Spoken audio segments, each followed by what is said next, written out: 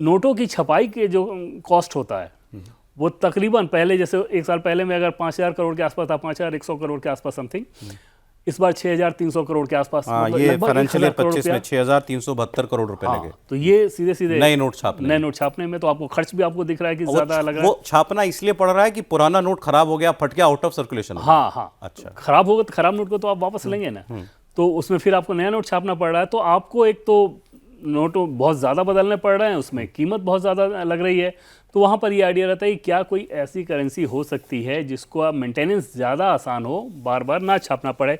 अब सवाल ये ज़रूर है कि क्या उसको छापने में सस्ता होगा या महंगा होगा। तो शुरुआती दौर में अगर आप जब उसका इस्तेमाल होगा तो वो दिखेगा कि ये तो महंगा है, लेकिन उसकी ड्यूरेबिलिटी इतनी ज़्यादा होगी कि वो अल्टीमेटली वो आपको बहुत सस्ता साबित होगा। पहली चीज़ चीपनेस के हिसाब से, और दूसरी चीज़ कि सिक्योरिटी जो प्रोटोकॉल होंगे उसमें वो ज़्यादा एडवांस्ड हो जाएंगे। उस पर भी हम लोग आगे बात कर लेंगे कि क्या क्या उसमें हो सकते हैं और क्या क्या होते हैं ऑलरेडी दुनिया में।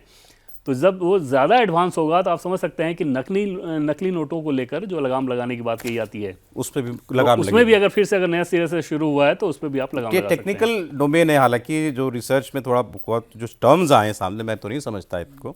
जैसे आप जो ये बहुत बड़ा फैक्टर, मतलब वजह अगर ऐसा है तो ये बड़ी वजह होगी सिक्योरिटी फीचर्स की, see through windows, micro optics, special links. हाँ, अब जैसे इसमें क्या होता है सौरभ की जो सी थ्रू विंडो है, जैसे पहली बात तो ये कि क्या ये करेंसी दुनिया में चलन में है, लगभग 60 देशों में ये चलन में है। 60 1988 में ऑस्ट्रेलिया ने सौरभ इसका इस्तेमाल किया था।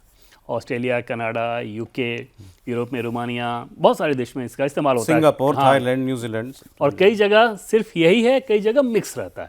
ठीक, अब इसमें ये है कि जो सी थ्रू विंडो सौरभ इसमें ये रहता है कि उस करेंसी को जब आप देखेंगे ना तो उसमें बीच में, आप तो ऑस्ट्रेलिया गए हुए हैं, आपने देखा भी होगा कि उसमें बीच में एक विंडो जैसे आपको स्पेस दिखेगा, वो ट्रांसपेरेंट होता है, जो दूसरी तरफ आप उसको देख सकें, और उसके अंदर कुछ कुछ मार्क्स बने होते हैं, वो भी विजिबल नज़र आते हैं आपको। तो ये सिक्योरिटी के हिसाब से ये पैरामीटर बहुत इंपॉर्टेंट हो जाता है कि आपने सिक्योरिटी को लेकर ऐसा कर दिया कि कोई सामान्य प्रिंटिंग प्रेस से कोई उस तरह का, वैसे प्रिंटिंग प्रेस से नकली नोट बनाना उसके लिए बहुत जटिल हो जाएगा। दूसरी चीज़ की जो होलोग्राम, वो माइक्रो होलोग्राम, ऑप्टिक्स होलोग्राम जो रहते हैं, तो उसमें अगर आप देखेंगे तो वो होलोग्राम ऐसा होगा कि अगर आप थोड़ा सा अलग दिशा में उसको देखें तो फिर नोट का रंग बदलता हुआ नजर आएगा। और जिस तरह से आप कोण बन देंगे, चाहे उसके नंबर्स हों या साइन हो, वो कलर अलग नजर आएगा। तो वहाँ भी ये सिक्योरिटी के हिसाब से आपको एडेड एडवांटेज दे रहा है। कई प्रोडक्ट्स पर आप देखते होंगे होलोग्राम चिपका होता है, फिल्म जैसा होता है, सिल्वर जैसा। हाँ। उस पर रोशनी पड़ती है तो अलग अलग रंग जो है उसको दिखाई देता है। और कई उसमें सामान्य होलोग्राम होगा, कई जो ऑप्टिक वाला होता है ना, माइक्रो ऑप्टिक वाला, वो ज़्यादा एडवांस होगा, तो उसमें बहुत सारे कलर चेंज होंगे, तेजी से कलर चेंज। वो नोट हाथ में रख के बहुत मतलब चिकना सा लगता है हाथ में, खराब नहीं होता, आप फोल्ड करके उसको रख सकते हैं। कैसे बाकी सारी चीज़ें सुविधा के हिसाब से सारी वैसे ही रहेंगी। इंक के स्पेशल इंक का उसमें इस्तेमाल होगा, तो स्पेशल इंक में अगर आप देखेंगे तो कई सारी छपाई आप देखते होंगे तो जिसमें ऐसा लगता है कि वो वर्ड्स ऊपर उभरे हुए हैं,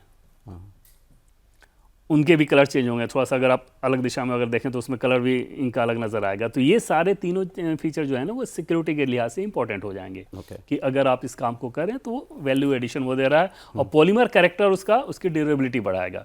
ठीक है, तो ये ड्यूरेबल होंगे, सिक्योरिटी पैरामीटर्स पर और ज़्यादा मानक जो है वो बार ऊपर हो जाएगा, नकली नोट बनाना जो है वो मुश्किल हो जाएगा, ये लंबा चलेंगे। ये बताया जा रहा है कागज़ के नोट की तुलना में 2.5 से 4 गुना इनकी लॉन्जिविटी बढ़ जाएगी, लाइफ बढ़ जाएगी 2.5 से 4 गुना तक।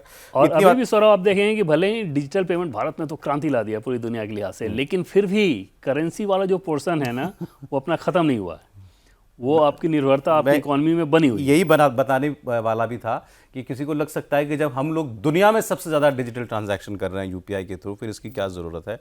यूपीआई ट्रांजैक्शन हर महीने एक नया रिकॉर्ड बनाता है, लेकिन इसका मतलब ये नहीं कि देश में नोटों का चलन खत्म हो गया है। देश में आज भी 42.86 ट्रिलियन रुपीस की करेंसी सर्कुलेशन के अंदर है, वो खत्म नहीं होगी, वो भी उपयोग में आ रही है और डिजिटल ट्रांजैक्शंस भी हो रहे हैं। उसमें एक ही फाइनेंशियल ईयर में 23.3 के आसपास रहा होगा फिगर, मतलब 23 बिलियन से ज़्यादा नोट आपको चेंज करने पड़े।